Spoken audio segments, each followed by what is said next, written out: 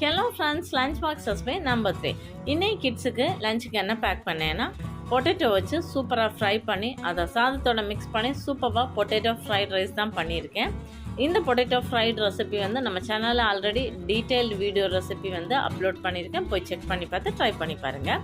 கடாய் எடுத்து வச்சு எண்ணெய் சேர்த்து அப்புறமா கடுகு கருவேப்பிலை தாளிச்சிட்டு கொஞ்சமாக இஞ்சி பூண்டு சேர்த்து வதக்கினதுக்கப்புறமா ஒரு வெங்காயத்தை குட்டியாக கட் பண்ணி வச்சுக்கேன். அதையும் வதக்கி உப்பெல்லாம் சேர்த்துட்டு நல்லா வதங்கினதுக்கப்புறமா சாதம் சேர்த்துக்கோங்க. வடிகட்டி வச்சுருந்தா சாதம், அப்புறமா நம்ம ஃப்ரை பண்ணி வச்சுருந்தா உருளைக்கிழங்கையும் சேர்த்து நல்லா மிக்ஸ் பண்ணதுக்கப்புறமா கடைசி இதில் கொஞ்சமாக நறுக்கின மல்லி இலை, அப்புறமா கொஞ்சமாக லெமன் பிழிஞ்சு விட்டு நல்ல ஒரு ஃப்ளேவர்ஃபுல்லாக இருக்கும். நல்லா மிக்ஸ் பண்ணி அப்படியே டிஃபன் பாக்ஸில் எடுத்து வச்சுக்கோங்க.